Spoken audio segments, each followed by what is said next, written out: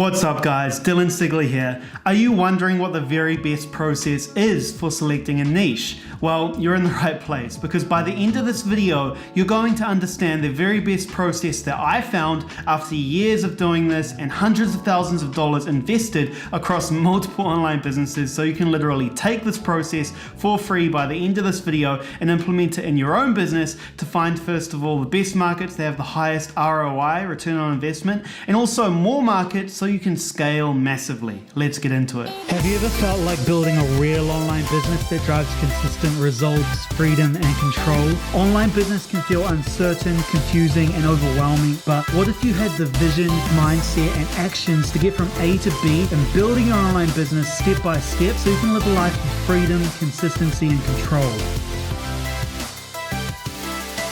Before we get started, make sure you subscribe to this channel and hit the notification bell so that when I release more marketing strategies, tactics, and stories, you'll get notified. When starting a new business, we want to know every single detail. We want to have everything mapped out so that we feel like we know what's going on. But in reality, it's impossible to have everything perfect before you get started. And one of these questions that always comes up is, how do I choose my niche? How do I choose my market? How do I find my audience? Well, in this video, we're going to break down the very best process in doing so and also cover why it is important and why it isn't important so you can understand the bigger picture. Now, when it comes to picking a niche, there's many variables to consider, and it's very important that you don't consider the wrong variables and you focus on the correct variables. The less variables we take into account and the more important those variables are, the easier it's going to be for us to test and find the best niche, because we're having to keep track of less things. But if those things are more important and they actually move the needle more, they're going to have a greater result when it comes to picking the best niche. Now, in online business, there's a massive fascination with picking the right niche, and it's really because it's something that's harped on about by all of the biggest names out there in online marketing.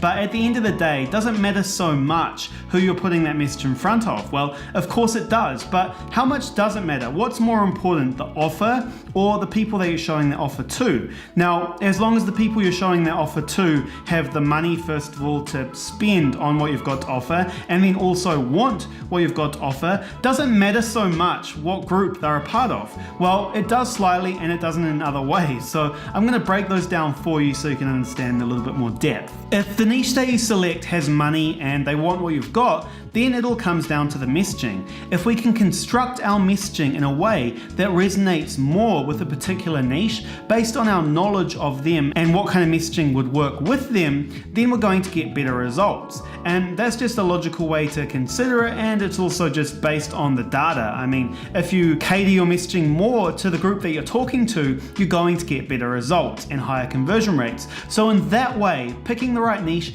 does matter when it comes to writing your message. But on the other hand, it doesn't matter so much, because if you have the best offer in the market, no matter what segment of the market you're providing that offer to, you're going to get better results, because people at the end of the day are after a good deal. How high quality is the service you're delivering, and what is the price? Having the best offer and the best price in the market is going to move the needle in terms of revenue a lot more than picking the specific correct niche. So your offer is really key, and putting that offer in front of the right people. Because, for example, if you're a Facebook advertising agency and you're trying to decide between the computer software niche, for example, if we were looking at the industry, or we were looking at the health and fitness industry, and those were the two niche selection criteria, then maybe it doesn't matter as much as your offer itself, because both of these groups are going to need what you've got to offer. It's more whether you can cater your messaging to both groups in different marketing channels. So picking the right niche does matter in some ways. Your market, media, and message must match. The audience that you're targeting needs to be on the media that you're putting that message in front of them, and they need to actually resonate with that message, and it needs to make them want to buy. If it doesn't trigger them to buy now, then the messaging isn't really crafted in a way that's going to convert with any audience anyway. So picking a niche does matter in that we need to know who that market is before we craft a message for them, right? Because if our message hasn't been crafted for a specific group of people, we're going to be off the mark when we're trying to communicate the value of our offer to them. So the easiest way we can figure out what a particular market wants and how to craft a message for them is to talk to that market. Talk to people in your local community, reach out to your competitors and ask them who their customers are so you can talk to their customers. Find a way of talking to your target audience, whether it be in person, over the phone, over email, whatever it may be, because that way you're going to figure out what makes them tick and what makes them buy, more importantly, which is going to allow you to craft a message that makes them buy. Now, positioning ourselves as experts on a particular market also allows us to command higher prices. So in that way, it is a good idea to pick a niche. This is another argument for niche selection, right? So for example, general practitioners, the GP or the general doctor that you go see when you have a cold or a flu, whatever it may be, they earn less on average than, for example, a neurosurgeon or a cardiothoracic surgeon because they're less specialized, they're more general, right? And because of that, there's a smaller number of them. Smaller supply, higher demand means they can command a higher price. It's pretty basic economics. But picking a niche also doesn't make sense in other ways. For example, it can constrict you to a smaller market. So our messaging or our offer may resonate with a much larger market, but because we've decided to only communicate this offer to a very particular segment of the market, we're missing out on that greater volume of sales. And we're really just constricting ourselves and keeping ourselves small by only focusing on a smaller segment of the market, when in reality, we're not even sure if we'll still convert at the same rate for other parts of the market. So to get over this, you should be constructing different messages for different parts of the market and then targeting them using different campaigns. On Facebook, for example, if we were going to be targeting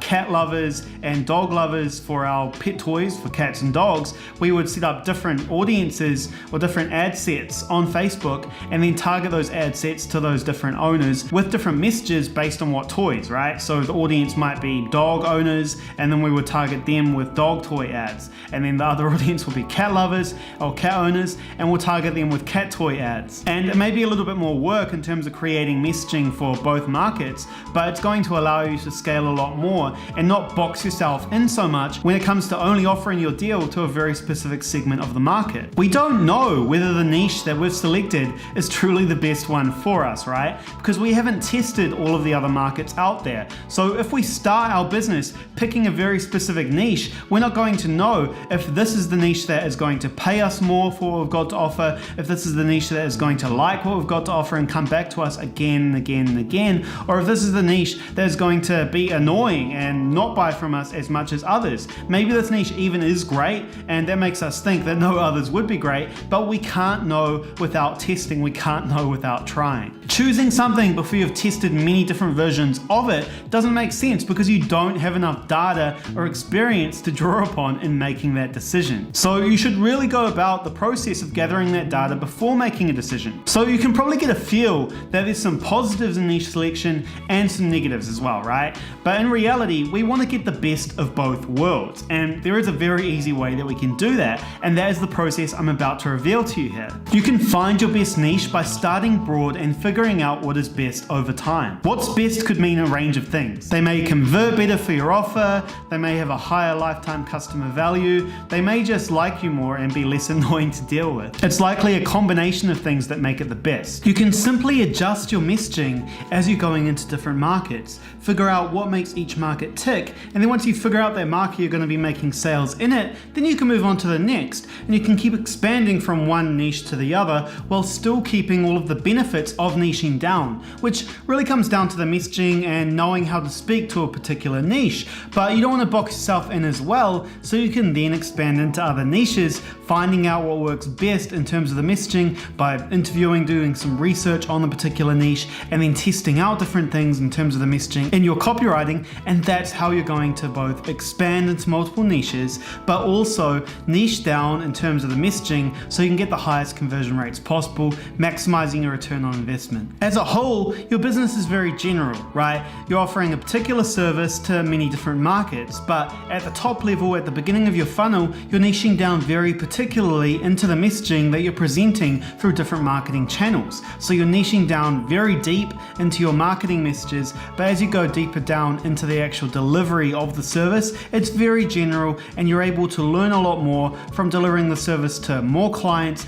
over a longer period of time. You're going to have a higher volume of learning lessons and get better and better at it. You want to start big and close on the best ones. You can start off targeting many niches if you have a larger budget for marketing, and then you can start targeting down into the niche niches that you're finding are working best simply by adjusting how much you're spending on each niche. So step one is to start broad with your market. Break down the market into segments based on the industry, company size, job titles, demographics, behaviors, interests. The more segments you can break your industry down into, the easier it's going to be when it comes to crafting your message for a specific niche, and the faster you're going to be able to test these specific messages. Now, of course, you can only choose so many niches to target in the beginning based on your marketing budget and how much time you have to invest in it. But by segmenting the overall market down into all of these specific niches, you're going to be able to craft messaging that resonates with all of these specific niches. Now, once you've segmented all of your market, step two is to niche down your messaging and media. Now that you know all of the different segments of the market you have to play with, you need to craft messaging that resonates with each of those segments. And of course, you don't need to do it for all of the segments right away. Just do it for the segments that you want to test to begin with. So you'll create specific messaging for one niche, then you'll test out that, then you move on to the next, and so on and so forth, depending on how much budget you have to spend. And in terms of niching down the media, we want to determine where our audience is hanging out. Are they on Facebook, LinkedIn, Instagram, whatever it may be? We want to test these different media forms specifically so we can figure out where we're resonating the most. Then step three is to discover your best and worst markets. You're going to look at the best markets in terms of what are getting the highest click-through rates, cost per click, cost per 1,000 impressions, and then also conversion rates. What percentage of those impressions, clicks, leads, etc. are turning into clients? How much are those clients worth to you? How long does it take to close those clients, and what types of clients are they? Are they the types of clients you want? And by answering those questions, you're going to figure out which of these niches you like the best, which are the best ones. So in step four, you're going to maximize your best niches or best markets. You're going to scale up how much you're spending in terms of time and money on those markets, focus more on those markets so you can maximize the ROI you're getting from them. Then in step five, you're going to unlock your worst markets by testing more ways of resonating with them in different places using different media so you can figure out how they actually make these markets work. Because of course, the more markets you have working, the larger you're going to scale, and over time, you're going to need more markets to scale up once you scale as much as you can with those markets that are working well. So in the end, finding a niche isn't the answer, but here's what is. Having the best offer in the market and putting it in front of most qualified prospects possible. Qualified meaning they have money to spend and they want to spend it on your service. We can deliver different messages to different niches by creating multiple funnels for different media, having different landing pages, different ads, targeting specific niches, and that's going to allow us to target multiple niches while still being very targeted in what we're saying and how we're communicating with a particular niche,